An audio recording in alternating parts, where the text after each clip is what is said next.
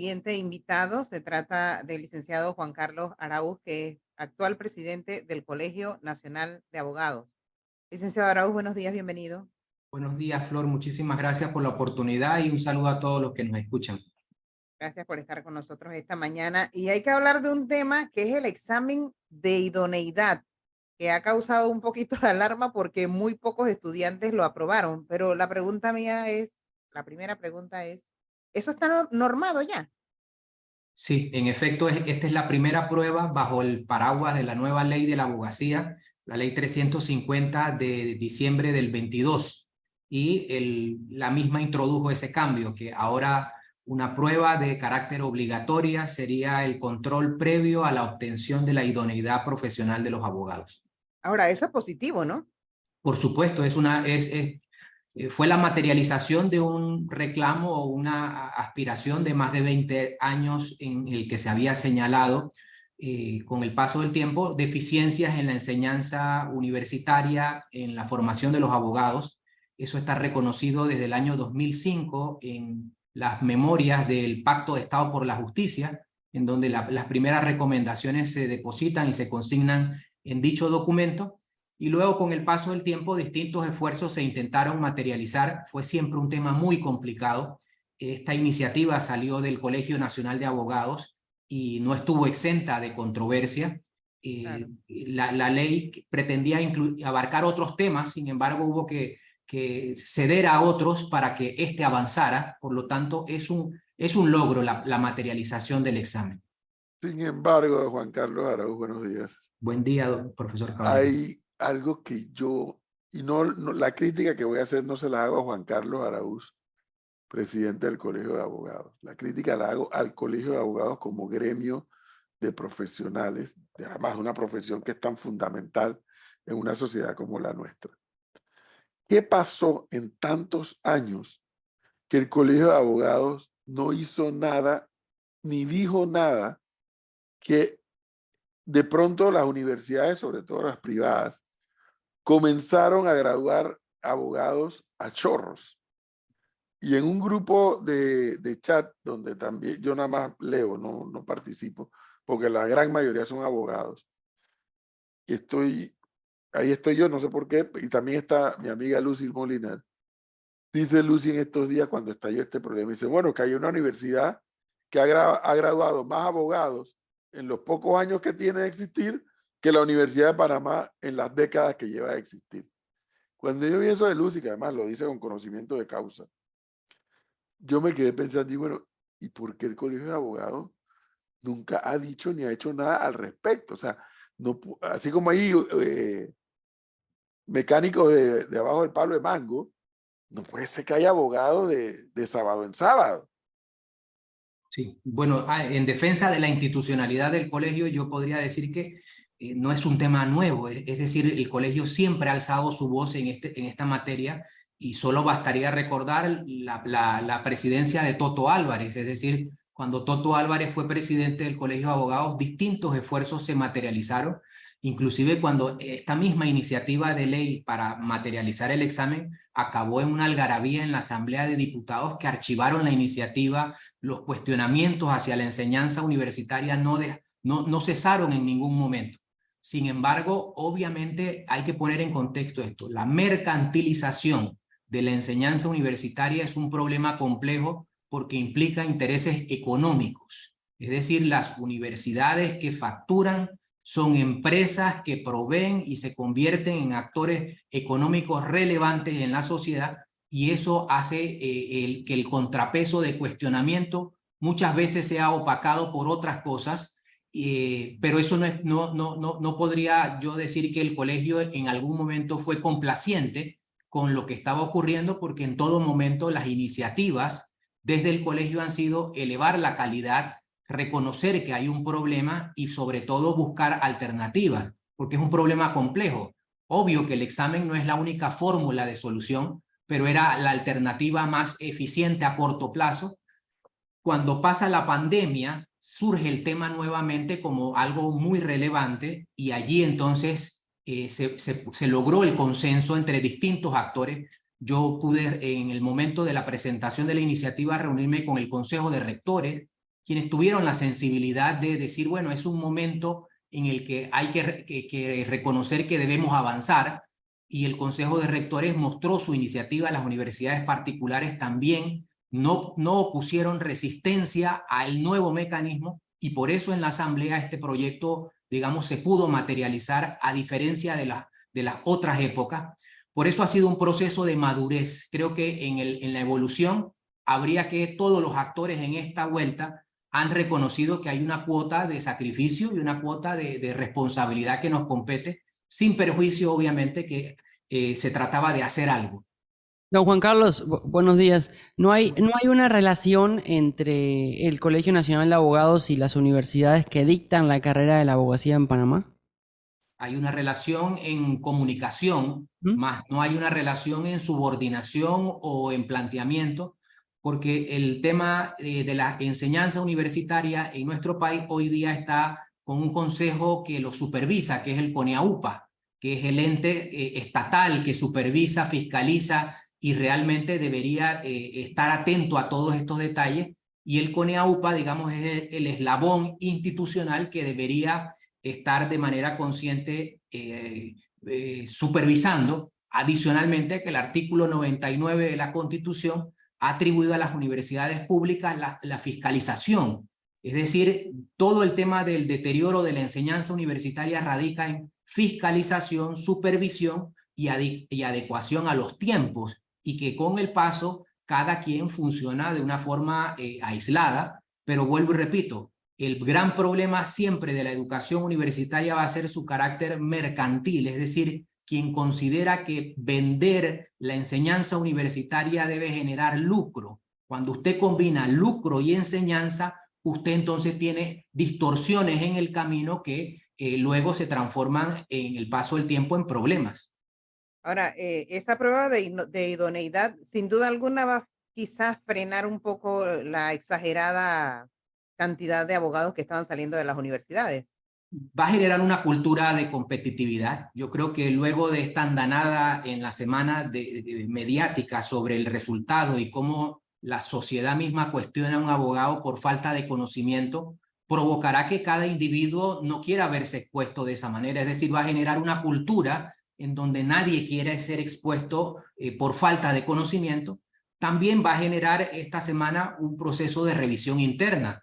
No quiere decir que como primera experiencia pueden existir errores por parte de quienes aplican la prueba, quienes diseñan la prueba. Es decir, puede haber un tipo de adecuaciones en el camino que sean necesarias, y las universidades en general lo que van a producir también es algún tipo de programa de acompañamiento, porque en esta etapa ninguna universidad quiere que su reputación sea afectada, es decir, que de los 150, 90 eran míos. Eso de alguna manera afecta la reputación y credibilidad de un centro de enseñanza. Por lo tanto, las propias universidades a lo interno tendrán que diseñar ese programa de acompañamiento. Y en general lo que se va a producir con toda esta reacción es una cultura en que cada quien debe revisarse a sí mismo, para luego que obviamente la Corte genere una mesa de trabajo y genere una mesa de conversación. El día de ayer yo conversé con el magistrado Arrocha, que es el magistrado presidente encargado, y estuvimos conversando sobre la prueba y sobre las posibilidades, y ellos están en la disposición de escuchar y de atender cualquier tipo de sugerencia en virtud a todas estas situaciones de la semana. Yo creo, y de verdad lo creo para los abogados como para cualesquiera de las otras profesiones, porque no es nada malo examinarse. Pero yo sí le digo algo, don Juan Carlos Araúz, o sea, yo sí lamento haber escuchado a abogados que yo por lo menos los respeto de lo que les oigo y los veo en el foro público, cuestionando este examen que ocurrió y cuestionando los resultados. Es Sí, una pena que lo cuestionen. No, que me no diga hay, que lo pueda mejorar, por supuesto, como efectivamente. toda obra humana se puede mejorar. Creer que volver a la regulación anterior, que es la desregulación, es una salida, es simplemente dispararnos en el pie. En este momento todos debemos ser conscientes que había un problema y que el problema se enfrenta con coherencia y con responsabilidad. Por lo tanto, retroceder, tampoco cabe en este momento pretender que si yo descalifico a quien pone el examen, se va a lograr algo, porque al final del día los estudiantes que tienen que repetir la prueba están inmersos en una regulación que debe ser cumplida. Es decir, ellos tienen una segunda fecha el 5 de agosto y ellos tendrán que prepararse, dedicarse. Obviamente a lo interno la Corte revisar si el modelo de examen requiere algún tipo de ajuste, pero nadie puede pretender a que la abogacía pueda vivir desregulada. Desde inicio de la República esta fue una profesión que ha sido tasada y por lo tanto yo invitaría a todos los actores dentro del engranaje o del rompecabezas de la justicia y del mundo del derecho a que seamos conscientes que este es un momento de propugnar por avances y no por retrocesos, y en esos avances está adecuaciones. Quizás hoy lo que hoy se ve como sorpresivo del examen terminará en un futuro como otros países de Europa. En Europa hay un modelo de acceso a la abogacía que demora 1 año y medio a través de un máster de acceso. Y nosotros estamos hoy día debatiendo sobre una pequeña prueba de unos módulos puntuales y muy limitados. Y esa evolución, con el paso del tiempo, nos daremos cuenta de que esto es poco a realmente el estándar de excelencia que otros países ya han ido alcanzando sobre acceso a la abogacía. Por aquí me dice un oyente que el filtro antes eran las tesis. Haberla eliminado sin duda ha contribuido al aumento de abogados no preparados. Bueno, en principio el aumento de abogados, que vale la pena decir que aproximadamente hay una tasa de 1.500 nuevos abogados por año, está en la cantidad de centros de formación. Es decir, 27 centros de formación de abogados va a producir a lo largo y ancho del país distintos números de abogados. Lo que hace 20 años era impensable que hubiese centros de formación a lo mejor en Darién, en Bocas del Toro. Hoy día es una realidad porque atiende a un mercado y a una población que también tiene derecho a formarse. Sin embargo, es el acceso, es decir, quien tiene acceso a la formación tiene derecho a obtener el título, y ese es un tema por el crecimiento, pero va en atención a los centros universitarios. Aquí entonces se activa la responsabilidad. Yo invitaría también a que la Corte Suprema de Justicia en su momento realice esa coordinación con el CONEAUPA para ver cuáles son esas tareas de fiscalización y supervisión continuas que materializan, porque también vale la pena decirlo, la calidad de una universidad depende de la calidad del docente. Si usted tiene un mal docente, usted va a tener una mala calidad de su formación. Entonces, vale la pena preguntarse, ¿a quién contrata las universidades para ser sus docentes y cómo cultiva justamente la estabilidad de ese docente en su plantilla para darse el honor de disfrutar de una enseñanza de altísima calidad y de gran responsabilidad? Pero hay algo más, don Juan Carlos, y esto lo digo con mucho respeto, pero con mucha preocupación como ciudadano simplemente. Y no necesariamente para que usted reaccione por razones obvias de lo que voy a decir. El sistema nuestro, y lo hemos conversado aquí Flor y Leonardo y los oyentes, si nosotros revisamos en manos de quién está la administración de justicia de este país, me refiero a fiscales y jueces en general, y no puedo decir que todos, porque toda generalización es injusta, pero usted y yo sabemos que hay una cantidad de fiscales y jueces que no ganan mal, cuidado, porque no es que es un mal salario el de fiscal y juez, que en la vida privada no se ganarían ese salario. Y no se la ganarían por temas de competencia y por temas académicos. Entonces terminan, y eso lo vi en ese grupo de abogados que yo le menciono, que todavía no sé por qué estoy ahí, pero yo me limito a leer los comentarios. Y alguien dijo eso, y dice, bueno, esa es la gente que después terminan de fiscales y jueces administrando justicia. Entonces viene esa distorsión que estamos viviendo los panameños.